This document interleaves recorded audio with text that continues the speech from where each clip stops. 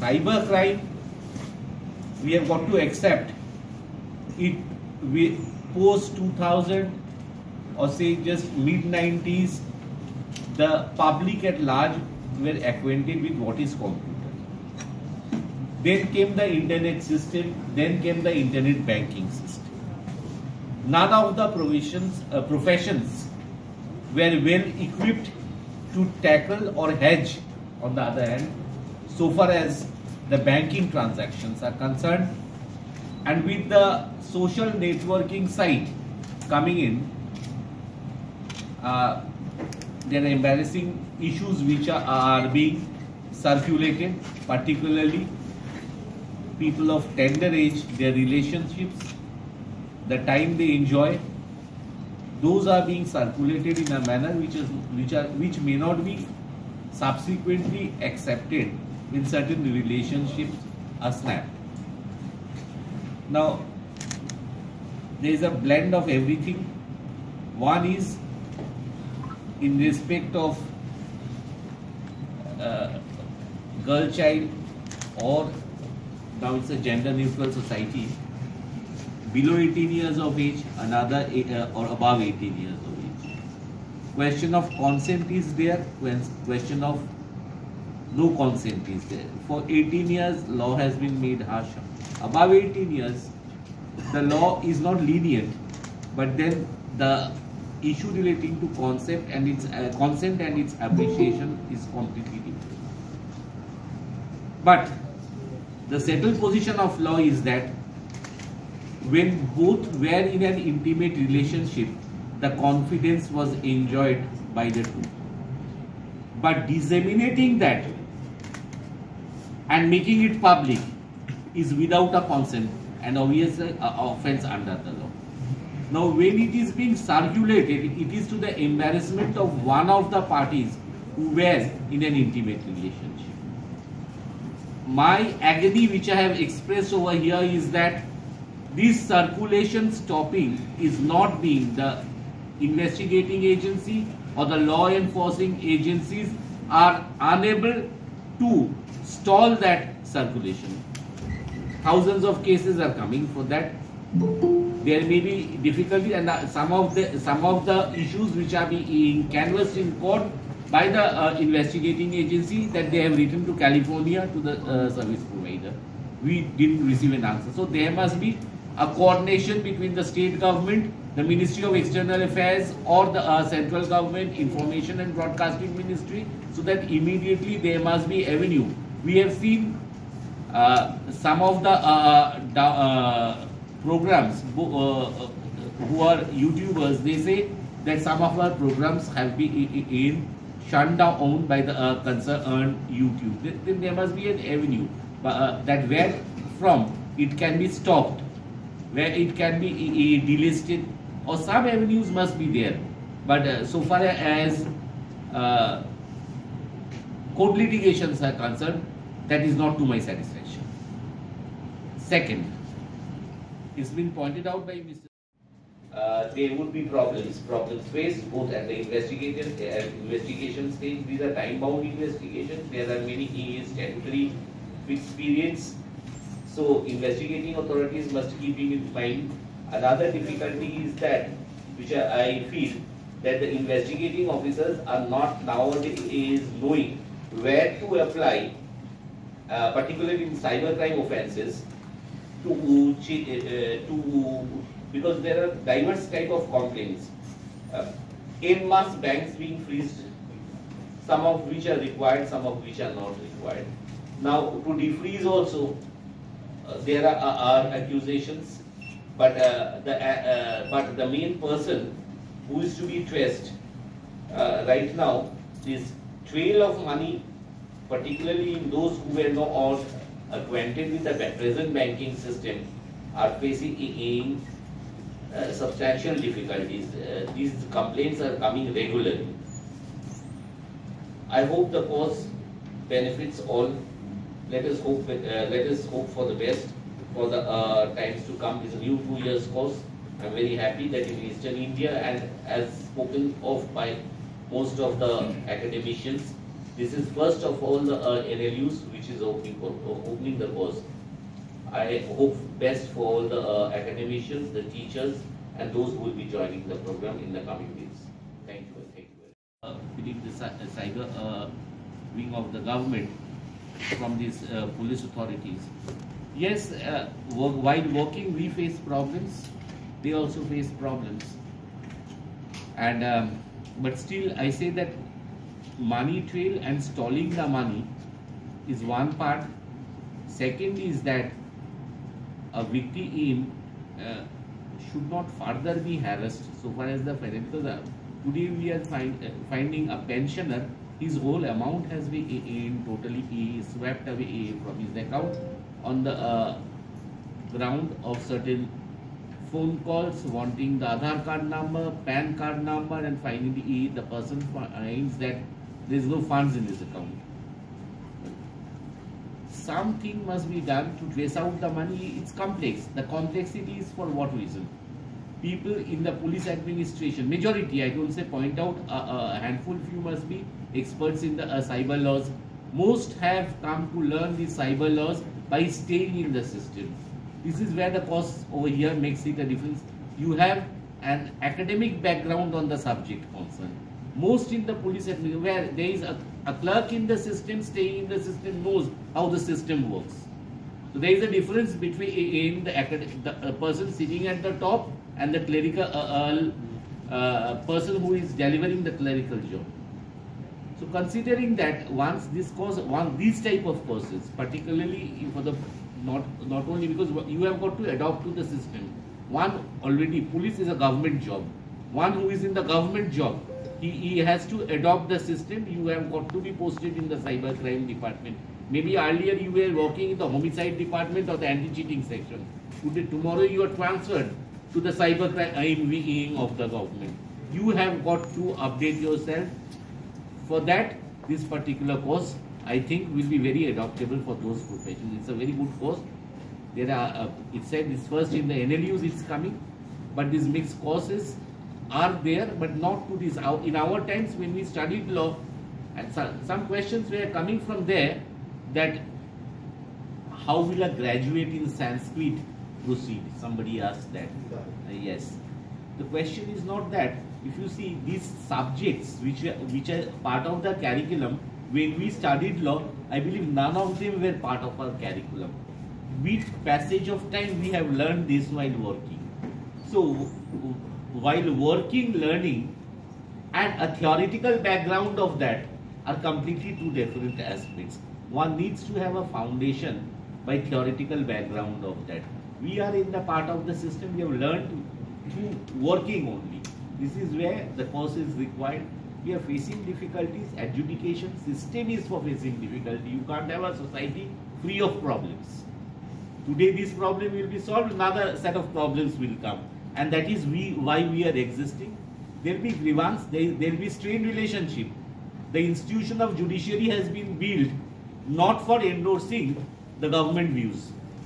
It's for, as a watchdog to correct the act and activities of the government and its routines. Thank you and thank you very much. Whether they would be in the sense of a primary evidence or a secondary evidence which are to be collected or which are to be designated as a part must be, I believe that the same is part of the curriculum already involved.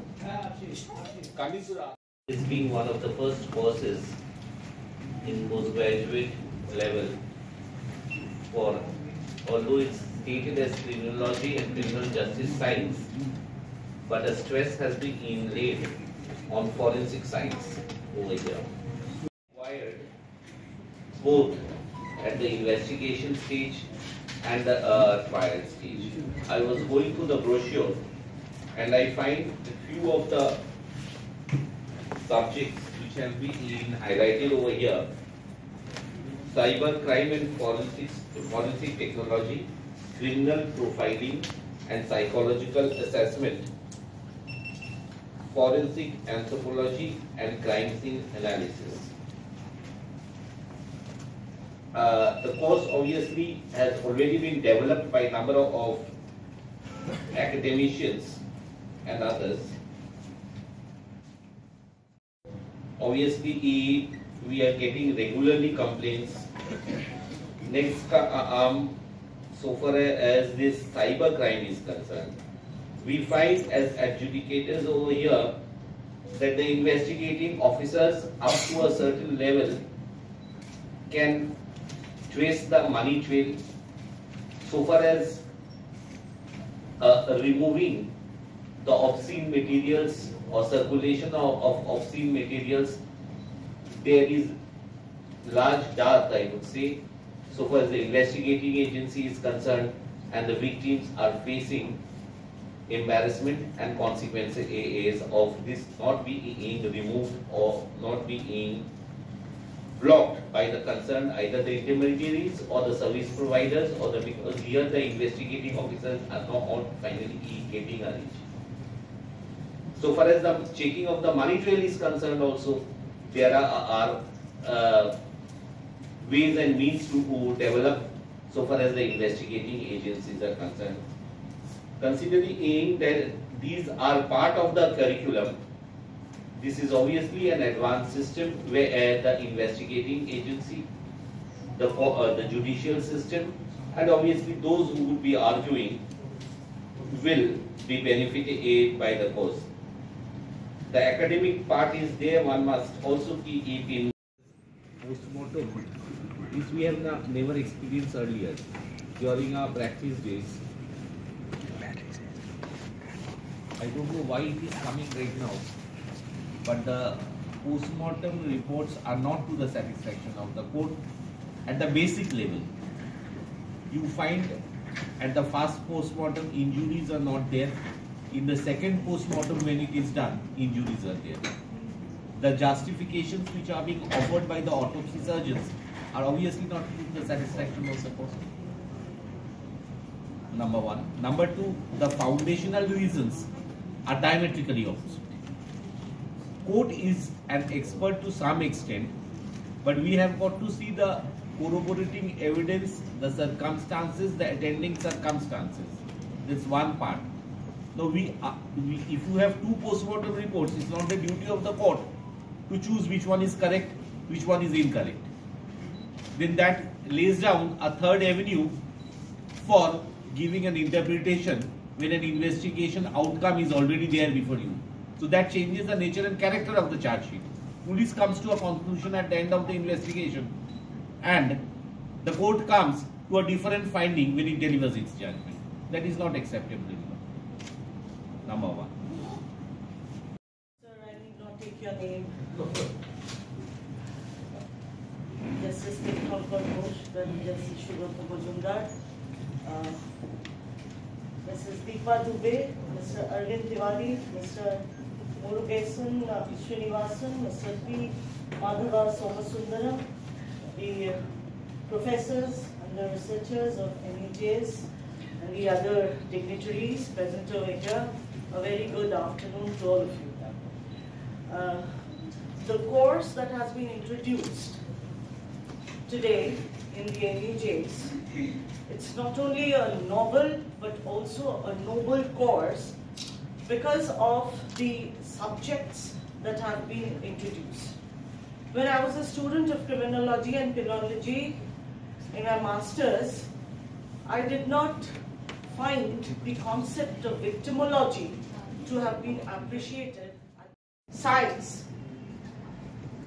have their own area wherein both the administrative capacities, that of the police as well as the persons who are working in the prison can act in tandem owing to the rights of both the accused and the convicts and the victims, and the manner in which the course has been formulated being inclusive.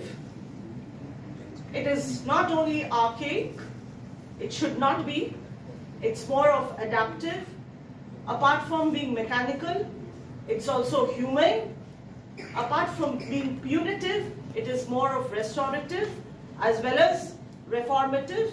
And I congratulate all of you, and I appreciate from the very core of my heart the hard work that has been gone into it in preparing the syllabus, the topics that have been chosen, the persons or the students, the ones who are in profession, the ones who are still students, can participate and enlarge their periphery for their future to cater to the need of the system, as well as to contribute to the growing demand of the society towards a better structure. Thank you, all of you. And now it has become a part of many statutes. I had been given the opportunity to attend one of the SAARC countries' conferences on restorative justice's delivery system in Nepal, where I found that there have been other countries to have codified law on victimology, with the Constitution of Nepal having an article on the victim compensation scheme itself as a right being ensured to the victims under the constitutional framework therein. However, in our country, we do not have a distinct or a separate statute on victimology, but we do have separate statutes pertaining to the concept of victim compensation. And I've been very, I should say it's been very enlightening that the concept of criminology and penology to be punitive, retributive, as well as restorative have been inducted in the courses, along with the concept of victimology, addressing the trauma, the agony, the pain of the victim, along with their restorative procedure to enhance and to provide them opportunity to continue with their life.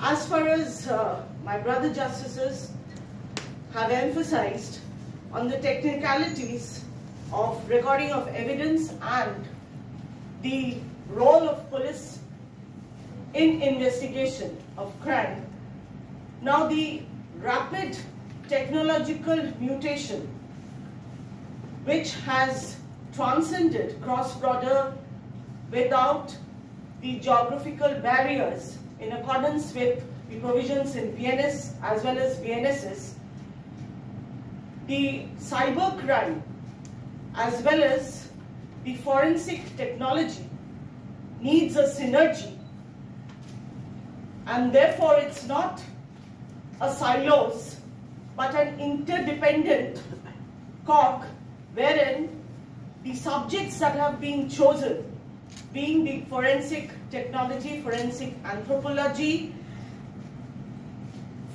criminology and criminal psychology, which again are interrelated.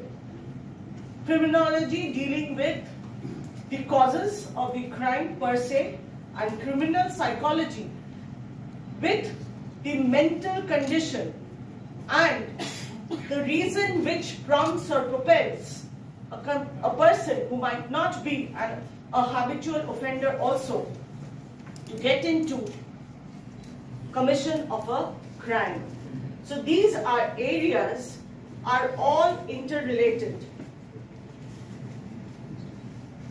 The other topic. Chakravarti, Vice Chancellor, LUDS, Honorable Justices Tirthankar Ghosh, Subhadra Majumdar, Srimati Ananya Banerjee, my fellow invitee, Shri Manoj Kumar Rai, our remote experts on the subject. Cyber crime is like a tsunami facing the areas all over the world, I would say, particularly India. The scale is unprecedented, the scale of this crime. I am, by the way, Sanjay Singh. I am the Director General of Cybercrime Wing, not the IG. We are the nodal agency for hunting cyber crimes in Bengal. Let me just explain something to you visually, which will make it clear to you what happens. There is a national crime reporting portal on which any citizen can make a complaint, 1093, the number. We have the control room for that, the command center. And the moment the complaint comes, the first task is to block the money, the flow of money. So it's almost like a mountain stream. Our officers have described, and they are sitting there interacting with the banks on WhatsApp groups, and the money is just flowing. It's called layering. It's called money layering, if you are aware of the concept in money laundering. So in a typical cybercrime case, the money passes through up to 1,000 accounts, bank accounts. These are mule accounts, most of them. They're used only for transfer of money. It's a totally different world from any other traditional crime.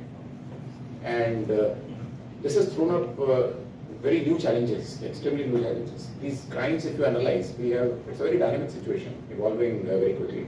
The tools for handling this are also evolving very dynamically. In a typical cybercrime, the money will be transferred in up to 1,000 accounts in maybe 20 states of India. And the number of cities could be maybe 70 or 80 different cities, the bank accounts will be there. So the whole idea is to confuse the investigating agencies. That's the purpose of a money laundering scheme. And for us to identify exactly where to start. And this is on a typical day, the NCRP, the portal, it receives something like 400 complaints as of this month. And 400 people in Bengal are being cheated of something between 3 to 4 crore rupees every day. So you can imagine the scale of this crime. It overshadows everything else. This is more than the number of any other category of crime, important crime in the whole state. And the annual loss, as per records in India, is 30,000 crore. But unofficially, it could be many times that, because not every crime is reported on NCRP. To cope with this, the jurisprudence is evolving. The Honorable High Court of Calcutta passed an order in March of this year that directing all magistrates in the state that money has to be returned based even on general diary entry. A specific FIR is not required.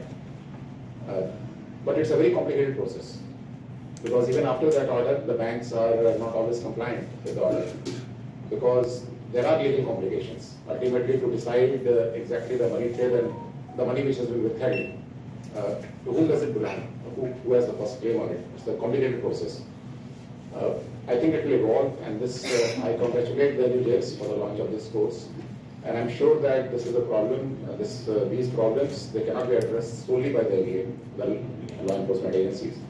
Academia, research will be required, and jurisprudence has to evolve to deal with this kind of situation. Justice Ghosh mentioned about the freezing of accounts, this category of this cyber crimes has thrown up many new problems. It's a major problem. A victim, so let's say a victim of maybe work from home, some kind of a scam like work from home. That victim itself will be paid from a proceed of crime. So that victim has also been made part of a chain of money laundering. And some other state, like I told you, this will happen over a typical crime will have 20 different states. So some other state will block even the victim's account. Maybe there's only 1,000 rupees has been given to as a reward to travel bills. So we are working, trying to work on solutions. So we are having, we are interacting with the banks, with the state lead banking mechanisms, and RBI has a major role here to play.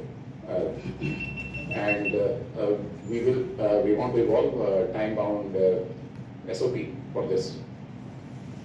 The investigation is also very sophisticated. The money laundering investigation. The money flows out of the country in cryptocurrency mostly, and it is actually international. Not of course it is completely interstate, but apart from being interstate, it is also international cybercrime. The police is developing ways to investigate this properly and getting some success now.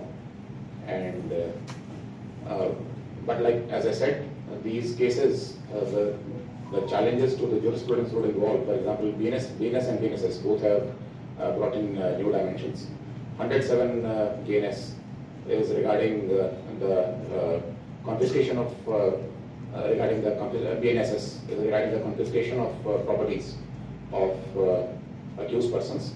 It will be extremely important to apply them in these cases to the criminals, so that they cannot enjoy their ill-gotten fruits of crime. And simultaneously, I would say mention 111 of the BNS, which is organized crime. This is a clearly organized crime. There are different types of organizations, including the organization of mule accounts, the organization of the actual criminals, the mule accounts, and the SIM providers. Three things on which it's based. And the technological aspect of it, which will definitely evolve much better by understanding. Earlier it was difficult for a criminal, it was the committing a crime, the first step was making contact with the victim.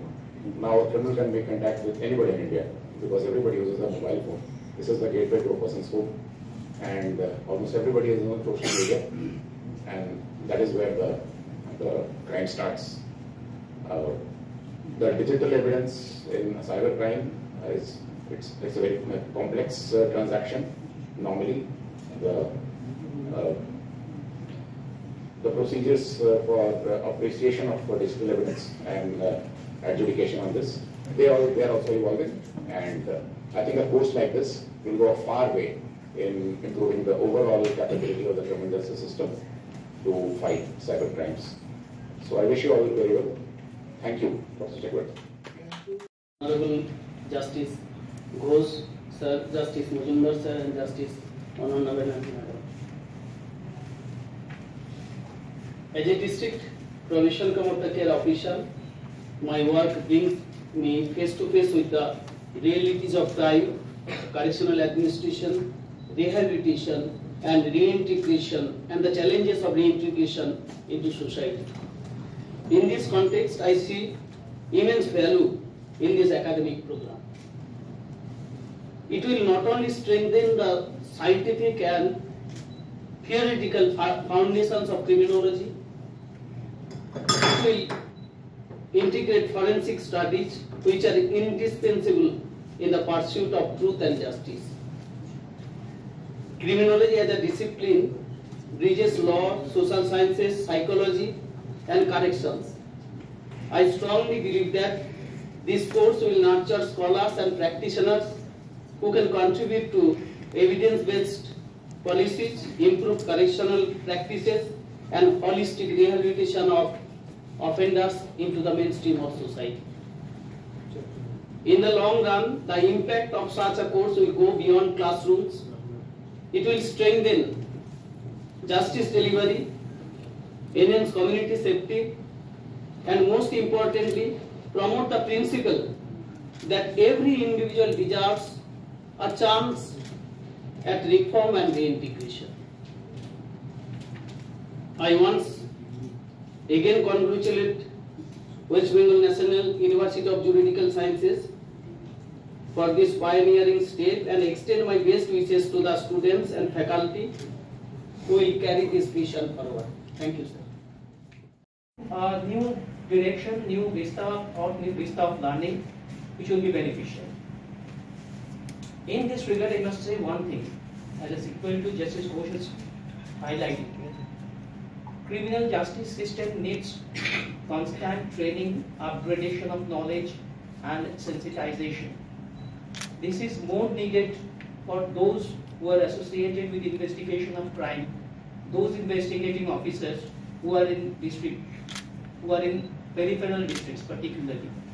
My experience showed that investigating officers are not always well equipped with handling cyber crimes, first thing. Second thing, they do not know how to handle this evidence like CCTV footage, electronic evidence I would rather say. How to preserve this CCTV footage or other electronic evidences. As a result, what happens? In trial, they cannot prove a case, although they might have a good case. Our CCTV footage assumes a very great importance in detection of crime. But if that evidence is not properly produced as per law, then the trial will be hampered. The trial will be rather against justice. So this sensitization, upgradation of their knowledge, exposure, further training are needed to its investigating officers. I think Mr. Singh is here, he can think over it. Police Judge Justice Tirthankar, Ocean Justice Ananya Bandyopadhyay, and present dignitaries, as well as the press. This course offers a unique opportunity to those who are interested to pursue criminology, forensic science, and these things. For masters, one need not have LLB. There are a lot of persons, lot of working professionals who do not have LLB degree, who are not law graduates. Yet they are associated with criminal justice system in this way or that way. This course will definitely help them. Apart from this, a lot of judicial officers, police officers are there. Those who are associated with jail administration, they can participate in this course for their enrichment, for their learning the details of criminal justice system, forensic science, and all these things. So, as well as the modern day criminal justice requirements, we have kept 3 compulsory forensic science papers, and 2 forensic science papers are in the elective mode, which will be offered in the 4th semester. We are addressing criminal psychology, forensics and criminal behavior. We are addressing cybercrime, law of crimes, youth criminology, criminal justice, as well as gender, environmental criminology, victimology, comparative criminology, police, and elective papers are also diverse. We have addressed different issues from corporate and white-collar crime, transnational organized crime, sentences and sentencing, cultural criminology, geriatric criminology, terrorism, and sex crimes. So I hope the initiative that is being undertaken from NUJS with the relevant and also required. In this regard, we would like to also say that the course, along with that, the program is for both students who have graduated from arts as well as from science. So we have both master's program as MA and MSc in criminology and criminal justice science. Now, taking into consideration the NEP model, we are also offering this program in hybrid mode. The intention is that it will cater to the needs of the present society. We are having practical papers, as well as in the 4th semester we are also having practical papers. We are also keeping some provision for internship also, where students can go for, especially those who are regular students, they can go for internship, and that will also be taken as part of their practical experience. Now, since this program is in the hybrid mode, we are also encouraging working professionals to join the program. In regard to that, since the working professionals will be from different disciplines, so where internship will not be required, we will also keep options for other practical work that can be done.